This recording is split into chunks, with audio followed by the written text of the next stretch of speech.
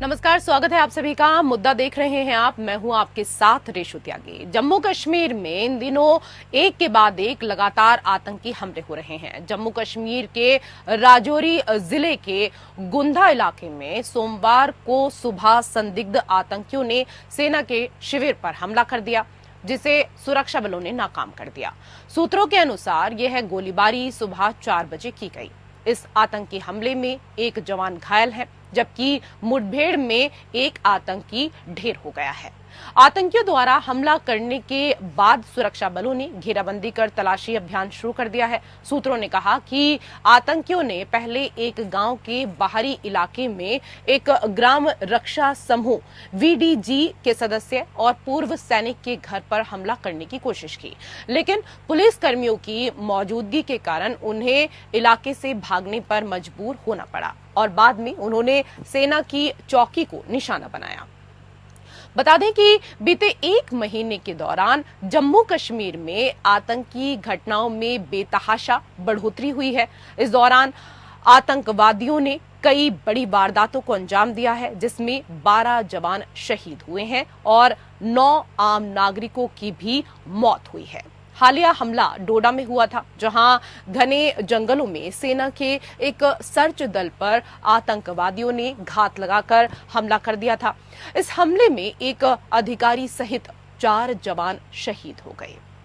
बताया जा रहा है कि सुरक्षा बलों पर हमलों की जिम्मेदारी लेने के लिए आतंकी संगठनों द्वारा resistance front, people's anti fascist front, Kashmir freedom fighters जैसे नामों के बाद अब कश्मीर टाइगर्स नाम का इस्तेमाल किया जा रहा है। जैश और लश्कर जैसे आतंकी संगठन सुरक्षा बलों की जांच को प्रभावित करने के लिए इस रणनीति का इस्तेमाल कर रहे हैं। हालांकि ये पहली बार नहीं, इससे पहले भी आतंकी संगठन इस तरह की अपनी रणनीति अपना चुके हैं। तो मुद्दा में आज इसी विषय को लेकर हम करेंगे चर्चा। 2 विशेष अतिथि पैनल में हमारे साथ जुड़ चुके हैं, उनका परिचय आपके साथ करा देती हूं। हमारे साथ रक्षा विशेषज्ञ जे सोढ़ी जी जुड़ चुके हैं। जय हिंद सर, बहुत स्वागत आपका हमारे विशेष कार्यक्रम में। हमारे साथ पूर्व एसीपी दिल्ली वेदभूषण जी भी जुड़ चुके हैं। सर, आपका भी बहुत बहुत स्वागत। जय सोढ़ी जी, सर, जम्मू कश्मीर में लगातार आतंकियों की ओर से सुरक्षा बलों को निशाना बनाया जा रहा है। पिछले दिनों में ये बढ़ा है और रुकने का नाम नहीं ले रहा है। आपको इसके पीछे क्या कुछ कारण समझ आ रहे हैं? जय हिंद ऋषु जी। जी सर। ये मेरा सौभाग्य कि मैं आपके न्यूज चैनल और विख्यात को पैनलिस्ट के साथ हूँ। जी। आखिर ऐसा क्या है कि पंजाब में आतंकवाद 15 साल में खत्म हो गया और 35 साल से ज्यादा हो चुके हैं और जम्मू कश्मीर में आतंकवाद खत्म होने का नाम नहीं ले रहा है। इसके 2 मुख्य कारण हैं। पहला कारण ये है कि जम्मू कश्मीर के कुछ स्थानीय लोग हैं जो कि इन आतंकवादियों को समर्थन करें। जैसे एक इंसान के लिए ऑक्सीजन महत्वपूर्ण होती है और हम ऑक्सीजन के बगैर 1 मिनट भी नहीं जीवित रह सकते हैं, वैसे ही आतंकवादियों को ऑपरेट करने के लिए स्थानीय समर्थन अगर ना हो तो वो 1 दिन भी उस जगह में ऑपरेट नहीं कर सकते हैं। दूसरा जो कारण है कि यह आतंकवाद वहां खत्म नहीं हो रहा है, वो इसलिए कि जितनी पॉलिटिकल पार्टीज जम्मू कश्मीर में हैं, उनके आपस के बीच में एक ही बार धारा 370 2019 में हटने के बाद एक ही बार ये सारे मिले हैं इस मुद्दे पे। वो था 24 जून 2021 को।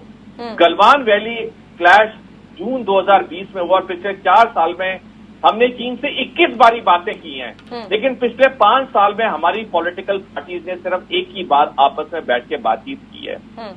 जम्मू कश्मीर एक राजनीतिक मुद्दा है, सैनिक शक्ति से ये कभी नहीं खत्म हो सकता। मैं आपको बताना चाहूंगा कि जब मैं सेना में सेवा में था और मैं पटन नामक जगह में पोस्टेड था, जो कि बारामूला के पास, और काफी वहां आतंकवादी घटनाएं होती हैं। जो शस्त्र बल हैं वो दिन रात अपना काम करते हैं, ड्यूटी के आगे काम करते हैं, चाहे पुलिस हो, चाहे सेना हो, चाहे कोई भी सिक्योरिटी फोर्स हो।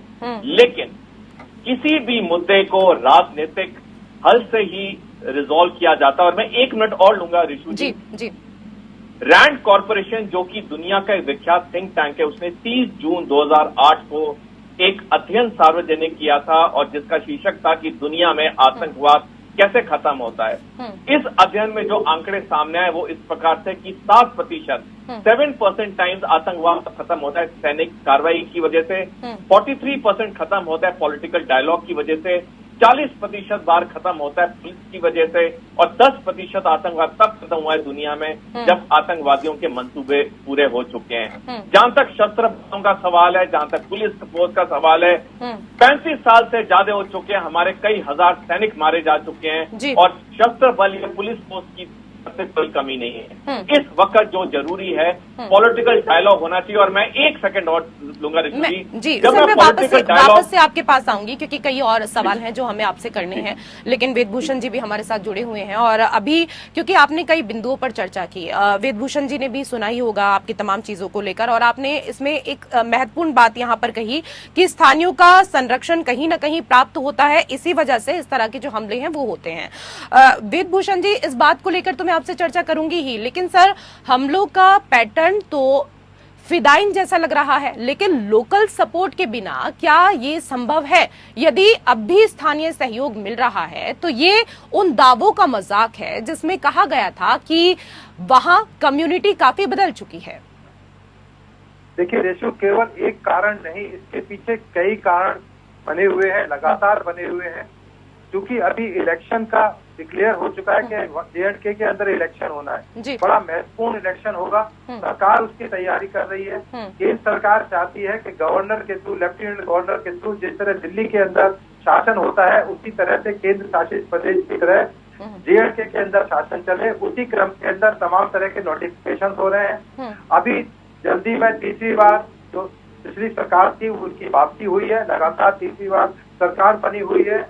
उसके अलावा बहुत सारे ऐसे फैक्टर्स हैं, जैसे वहां पर एक इंजीनियर है जो मेंबर ऑफ पार्लियामेंट जीत के आए हैं, जो कि फिलहाल जेल के अंदर, और बड़े सीरियस एलिगेशन है उनके खिलाफ, NSA जैसे एलिगेशन उनके खिलाफ है। उनकी जो एक्टिविटीज है उस पर बात रखी जा रही है, उनके कनेक्शन निकाले जा रहे हैं। पाकिस्तान कभी भी शांत बैठने वाला नहीं है, क्योंकि वो तो बदनाम होंगे, दूसरे को बदनाम और बर्बाद करते रहेंगे, वो उनकी स्थिति है। तो पाकिस्तान के अंदर बड़ी सारी हलचल है कि हिंदुस्तान कैसे तरक्की कर रहा है, कैसे बहुत आगे जा रहा है। तो वो तमाम जो चीजें हैं, और उसके अलावा जैसे लोकल जो वहाँ पर जो रेजिडेंट्स हैं उनका भी मानसिक जो तरीका है वो ये है कि हम हिंदुस्तान का हिस्सा नहीं है। आज भी वो उनकी सरकार जरूर कामयाब हो पाई है 370 हटाने के लिए, परंतु वहाँ के जो लोकल है उनका अभी भी माइंड सेट वही है, प्रो पाक है, बिल्कुल इसमें कोई हेजिटेशन वाली बात नहीं है। और यदि आप J&K जाएं तो वो अभी भी हिंदुस्तान बोलते हैं, हम लोगों को हिंदुस्तान से आएंगे आप लोग। तो जब तक लोकल उसकी जो शरण स्थली बनी रहेगी, लोकल उनको प्रोटेक्शन हार्बरिंग रहेगी, तब तक ये क्रम चलता रहेगा। लुका छिपी का खेल है और ये बड़ा सीरियस मैटर है, क्योंकि लगातार 3 दिन के अंदर 3 बार आर्मी के ऊपर अटैक हुआ है। आज जो अटैक हुआ है अर्ली मॉर्निंग में किया गया है, इंटरनेशनली किया गया है, आर्मी के कैंप पर किया गया है रजौरी के अंदर। वो लोग तैयार भी नहीं थे, मॉर्निंग के टाइम में थोड़ा आराम और इस तरह का रिथार्जिक माहौल होता है, सभी जगह होता है, तो उसका उन्होंने फायदा उठाया। और चूंकि लोकल जो थे वहाँ पर इंटेलिजेंस बता रही है कि वहाँ पहले प्रधान को उन्होंने टारगेट करने की कोशिश की, लोकल लोगों को टारगेट करने की कोशिश की। जब वो उसमें हताश हो गए तो उन्होंने चौकी पर ही हमला बोल दिया। तो कहीं ना कहीं दिखाता है कि ये इसकी हताशा है।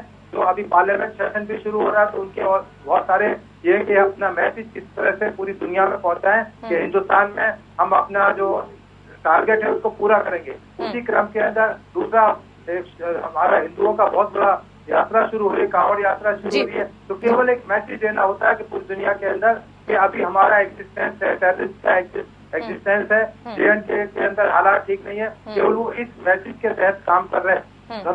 उनके पास तमाम तरह के आधुनिक हथियार हैं, यहाँ तक कि पीछे जो हथियार मिले हैं उन पर अमेरिकन हथियार का भी जिक्र आया है कि अमेरिकन हथियार भी उनके पास पहुंचे हैं। इतना दूर कंट्री बैठा हुआ उनके पास में ये हथियार कौन दे रहा है, कहाँ से दे रहा है, तमाम इन्वेस्टिगेशन का सब्जेक्ट है, जानकारी का सब्जेक्ट है। आज नहीं तो कल किस तरह से पाकिस्तान उनको सपोर्ट कर रहा है, कौन कौन से ऑर्गेनाइजेशन उनको सपोर्ट कर रहे हैं। ये जो जिनका आप अभी जिक्र कर रहे थे नेशनल टेररिस्ट बना, जो ऑर्गेनाइजेशन से ये अपने नाम बदलते रहते हैं।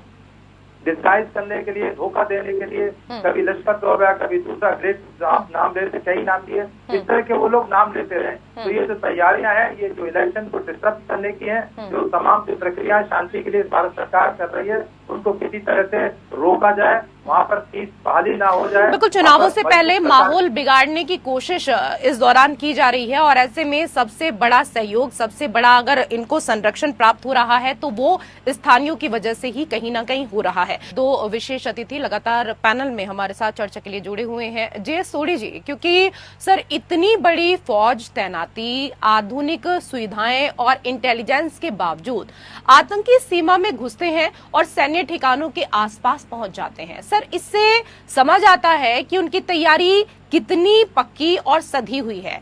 क्या इसका कोई तोड़ निकलेगा या ये सब ऐसे ही चलता रहेगा कि नाखून बढ़े तो काट दो, फिर बढ़ेंगे, फिर काट दो, सब इसी तरह चलेगा? ऋषु जी, जब 1980 के दशक में पंजाब में आतंकवाद था, तब भी वहाँ कई लोकल लोग समर्थन करते थे आतंकवादियों का, लेकिन वहाँ पे पॉलिटिकल डायलॉग इनिशिएट हुआ, लोंगोवाल अकॉर्ड हुआ। हमने तब भी पाकिस्तान से भी बात नहीं की। हमारी जितनी पॉलिटिकल पार्टीज पंजाब में थी, सारों ने मिलकर आपस में डायलॉग हुआ, लोंगोवाल अकॉर्ड हुआ और वो वहाँ पे 1995 तक आतंकवाद खत्म हो गया। लेकिन जम्मू कश्मीर में जब तक पॉलिटिकल डायलॉग नहीं होगा, हम हजार कारण बता दें, वहाँ पे ये शांति कभी आ ही नहीं सकती है।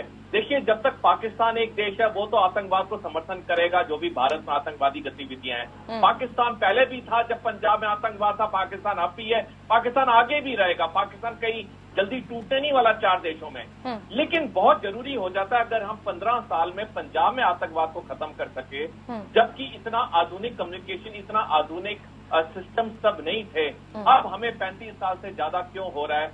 ऋषु जी, मैं फिर एक बात कहूंगा, जब तक पॉलिटिकल डायलॉग नहीं होगा, इस इलाके में शांति नहीं आ सकती है। मैं एक और अहम पॉइंट यहाँ कहना चाहूंगा, हम लोग सिर्फ आतंकवाद के ऊपर फोकस हैं। ये आतंकवाद जो जम्मू कश्मीर में, ये एक बड़े गेम प्लान का एक छोटा हिस्सा है। बड़ा गेम प्लान है, 2035 में चीन और पाकिस्तान ने मिलकर भारत पे 2 फ्रंट वॉर करनी है। जब पाकिस्तान हम पे जम्मू कश्मीर के लिए करेगा और चीन उस वक्त अरुणाचल प्रदेश के लिए करेगा, और इसलिए वहाँ पे अशांति, अस्थिरता फैलाई जा रही है।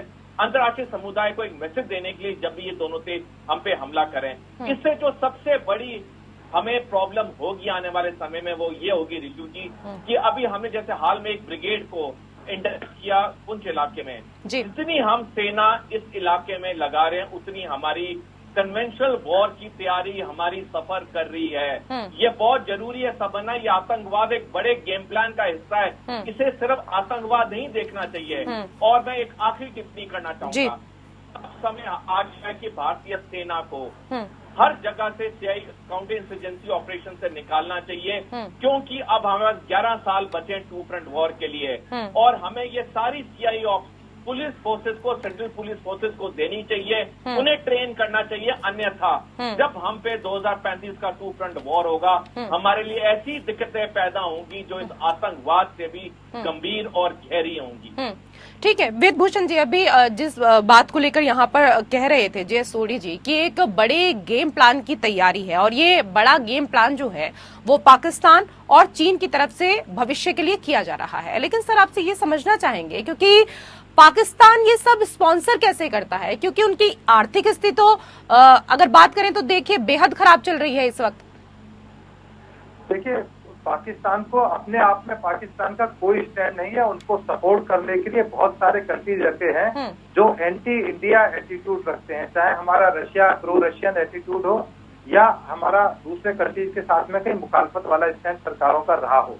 परंतु ये जरूर है, जो अभी थोड़ी सा बात कर रहे थे, पंजाब का जो टेररिस्ट जो दौर था और जो JNK का दौर है, वो बिल्कुल ऑल टुगेदर डिफरेंट है। उसमें उनकी जो डिमांड थी वो दूसरी तरह से डिमांड थी, और ये प्रो पाक डिमांड है। वो उनकी जो खालिस्तान की डिमांड थी वो प्रो पाक नहीं थी। वो उनको सपोर्ट जरूर था, परंतु इतना खुला सपोर्ट नहीं था, क्योंकि हिंदुस्तान बार बार, हमारी सरकार मांग करती रही है कि POK को हम लेकर रहेंगे, उस पर हमारा हक है। तो उस चीज को लेकर पाक बौखला जाता है कि कहीं ऐसा ना हो कि हमारे ऊपर कोई अटैक कर दे।